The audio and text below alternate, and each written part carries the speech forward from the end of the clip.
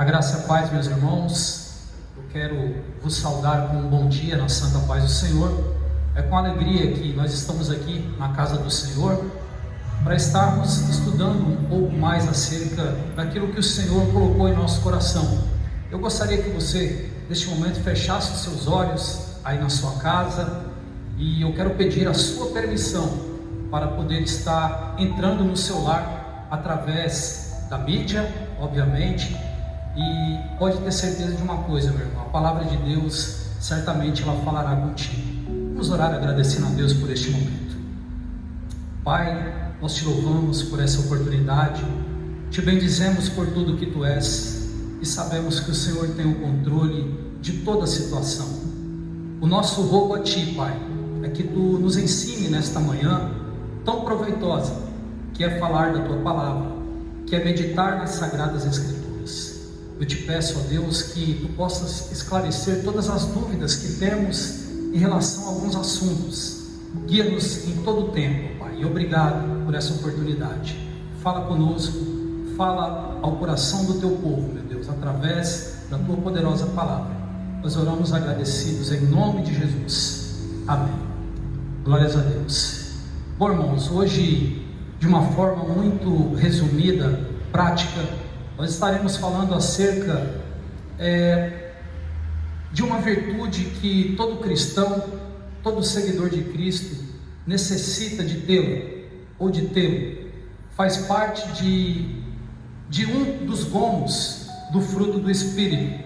Permitam que eu me refira a esse título dessa forma: como um gomo do fruto do Espírito Santo de Deus, domínio próprio. E o domínio próprio é exatamente ter controle de si mesmo, e deve ser uma característica, como disse anteriormente, de um cristão. E nós vamos examinar lá em Provérbios, no capítulo 16, verso 32, as seguintes palavras do sábio rei Salomão: mais vale ter controle de si do que conquistar uma cidade. Salomão se referia exatamente ao controlar-se. Mas o texto que nós iremos meditar nesta manhã, como guia de estudo para a nossa edificação, encontra-se lá em Números, capítulo 20, versos do 2 até o 13. E a palavra do Senhor, ela nos diz assim: ora, não havia água para a congregação, pelo que se ajuntaram contra Moisés e Arão. E o povo contendeu com Moisés, dizendo: antes tivéssemos perecido quando pereceram nossos irmãos perante o Senhor, porque trouxestes a congregação do Senhor a este lugar, a este deserto, para que morramos aqui, nós e nossos animais. E por que nos fizeste subir do Egito para nos trazer a este mau lugar, lugar onde não há semente, nem figos, nem vides, nem romãs, nem mesmo água para beber? Então Moisés e Arão se foram da presença da assembleia até a porta da tenda da revelação, e se lançaram com o rosto em terra, e a glória do Senhor lhes apareceu. E o Senhor disse a Moisés: toma a vara e ajunta a congregação, tu e Arão teu irmão, e falai a rocha perante os seus olhos, que ela dê as suas águas. Assim lhes tirarás água da rocha, e darás a beber à congregação e aos seus animais. Moisés, pois, tornou a vara de diante do Senhor, como este lhe ordenou. Moisés e Arão reuniram a assembleia diante da rocha, e Moisés disse-lhes: ouve agora, rebeldes, porventura tiraremos água desta rocha para vós? Versículo 11: então Moisés levantou a mão e feriu a rocha 2 vezes com a sua vara, e saiu água copiosamente, e a congregação bebeu e os seus animais. O versículo 12: pelo que o Senhor disse a Moisés e a Arão: porquanto não me criastes a mim, para me santificardes diante dos filhos de Israel, por isso não introduzireis esta congregação na terra que lhes dei. Estas são as águas de Meribá, porque ali os filhos de Israel contenderam com o Senhor, que neles se santificou. Louvado seja Deus por esta palavra. Meus irmãos, a guia de introdução, nós não podemos esquecer que Moisés, há 38 anos atrás deste ocorrido, ele teve uma experiência parecida, também com a congregação, num deserto. Ali, aos pés do Monte Horebe, aconteceu o mesmo fato. O povo clamou por água, porque estava com sede, o povo murmurou, e Moisés se viu tão aperreado, como diz a linguagem nordestina, ele ficou tão assustado, tão confrontado com o povo, com a congregação, que ele chegou aos pés do Deus Todo-Poderoso e disse: Senhor, acuda-me, porque estou a ponto de ser apedrejado por este povo que clama por um socorro imediato, que clama por água. Vale lembrar, meus irmãos, que esta mesma congregação, ela participou de milagres diariamente, onde o Senhor Deus os proveu de tudo que eles necessitavam para aquele momento, naquele local deserto, um local sem vida. Não faltou água, não faltou alimento, não faltou o aquecimento durante a noite fria e muito menos a brisa suave durante o dia. Ou seja, em todo o tempo, Israel foi cuidado por Deus. E Moisés se vê naquele momento, num momento terrível, porque há 38 anos depois acontece a mesma coisa. A congregação se vê num momento de necessidade e começa a confrontar, a contender com Moisés. E nós veremos aqui no decorrer desse estudo que um dos primeiros sentimentos que aquela congregação expressa para Deus em primeiro lugar e consequentemente para Moisés é o sentimento da ingratidão. Ingratidão é nada mais do que não agradecer os favores recebidos. E Israel estava fazendo exatamente isso. A congregação, ela não estava lembrando-se dos grandes feitos, de atravessar o mar ao pé enxuto, de ter sido livrado da opressão do Egito, de ter se livrado de tantas outras opressões que nós conhecemos mediante a narrativa da Bíblia. E naquele momento o povo de Israel expressa um sentimento ruim, que é o sentimento da ingratidão. E Moisés, como líder mor daquele povo, sente ali na pele, sente ali pessoalmente a ingratidão daquele povo. E eu quero crer que naquele momento Moisés, ele também se desespera, como se desesperou há 38 anos atrás, quando ele passou pela mesma situação. E nós vamos aqui aprender algumas coisas com Moisés, e algumas coisas que nós não podemos cometer o mesmo erro. O versículo de número 10 e 11 do Salmo 95 diz que Deus disse estar desgostoso com o povo devido serem errantes e de coração, e por isso não entraria no seu descanso. Foi exatamente por essa ingratidão que Moisés, ele é totalmente confrontado naquele momento, e ali tem um momento de desequilíbrio, que nós vamos ver no decorrer do estudo. E nós começamos a aprender e ver algumas atitudes de Moisés ao longo desse ocorrido, que nós temos que tomar muito cuidado, para não cairmos no erro e repetir o que fez Moisés.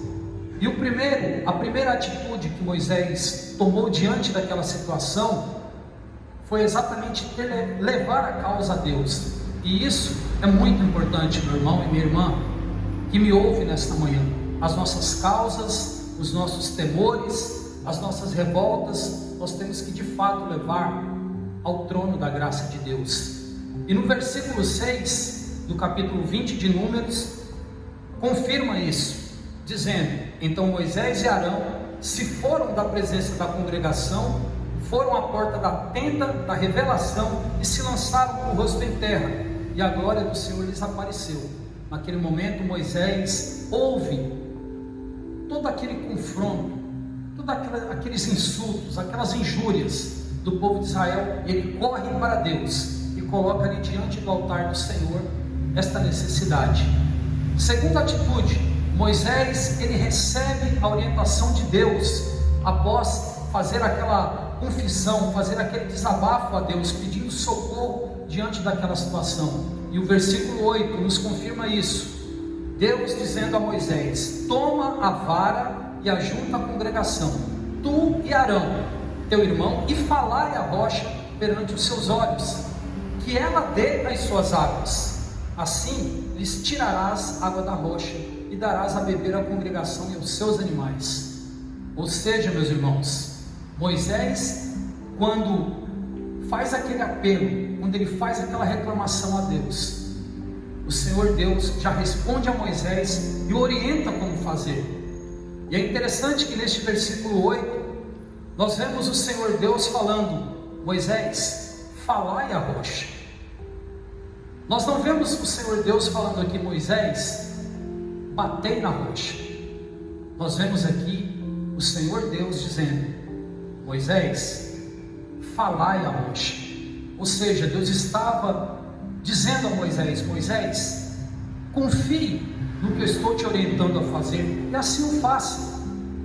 E nós vamos ver adiante que Moisés, ele não obedeceu a orientação de Deus. Isso nós podemos enquadrar como uma terceira atitude errada de Moisés naquele momento. Se não, vejamos o versículo 10. Moisés e Arão reuniram a assembleia diante da rocha, e Moisés disse-lhes: ouvi agora, rebeldes, porventura tiraremos água desta rocha para vós? E aqui, irmãos, uma pergunta que devemos fazer de imediato. Em algum momento, no versículo 8, Deus falou a Moisés que convocasse a congregação e o chamasse de rebeldes? Em momento algum Deus falou isso a Moisés. Se você retornar ao versículo 8, você ouvirá, você lerá e ouvirá Deus falando a Moisés que era para ele reunir a congregação. E neste momento, Moisés começa a perder o domínio próprio, diante de tudo aquilo que ele estava vivendo. Afinal, nós não podemos esquecer de uma coisa: Moisés era um profeta, um homem que falava face a face com Deus, porém, ele era um homem, e um homem, ele pode desequilibrar-se, ele pode perder a sua paz, ele pode sair do controle, ele pode deixar de exercer domínio próprio em dados momentos. E é por esta razão, meus irmãos, que o Senhor Deus, ele nos pede que nós estejamos o ouvindo, e bem-aventurados somos quando assim fazemos, ouvir aquilo que o Senhor tem nos orientado a fazer. Contrário disso, fez Moisés. Diante do seu desequilíbrio emocional, ele reúne a congregação e quero crer que irado por tudo aquilo que estava acontecendo.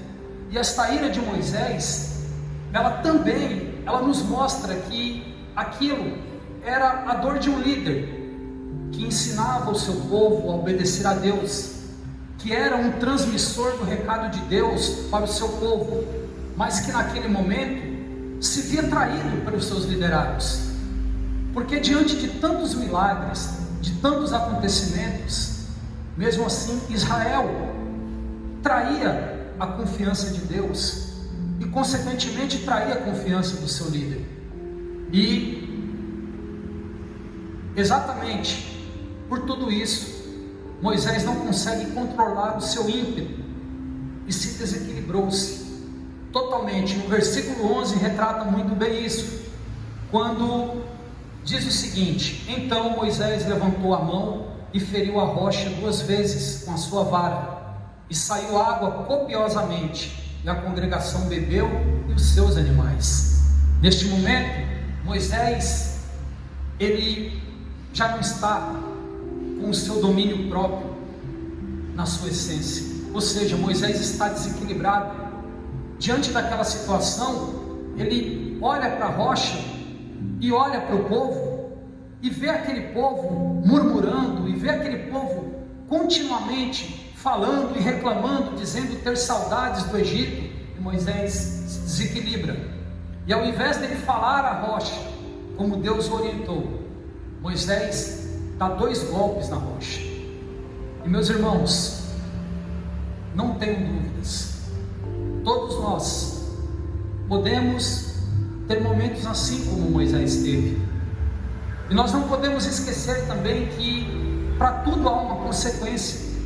Há uma consequência de repente nós nos desequilibrarmos com os nossos em casa, com os nossos da nossa fé e ordem, falando do âmbito igreja. Há momentos em que nós somos tentados a perder o domínio próprio e a nos desequilibrar. E as consequências são ferrenhas. Nós podemos observar aqui, à luz da palavra de Deus, que Moisés, juntamente com aquela congregação, perdeu uma oportunidade, deixou de ver em suas vidas a promessa de habitar numa terra que mana leite e mel, por conta de um momento de ingratidão do povo para com Deus e para com seu líder, resultando assim num desequilíbrio do seu líder diante daquele acontecimento. E nós podemos constatar aqui no versículo 12, que imediatamente a Moisés ferir a rocha, desobedecendo a uma ordem de Deus que era para falar a rocha e não para ferir a rocha, o Senhor Deus de imediato começa a dar vereditos a Moisés e àquele povo. Veja o que diz o versículo 12: pelo que o Senhor disse a Moisés e a Arão: porquanto não me crestes a mim, para me santificardes diante dos filhos de Israel, por isso não introduzireis esta congregação na terra que lhes dei. Meus irmãos, veja só a consequência, o resultado daquela ingratidão, daquela murmuração. Moisés, juntamente com aquela congregação que há 38 anos atrás havia errado da mesma forma, via novamente aquela cena triste acontecendo novamente, e desta vez recebendo um veredito que certamente deixou todos ali muito tristes, muito decepcionados.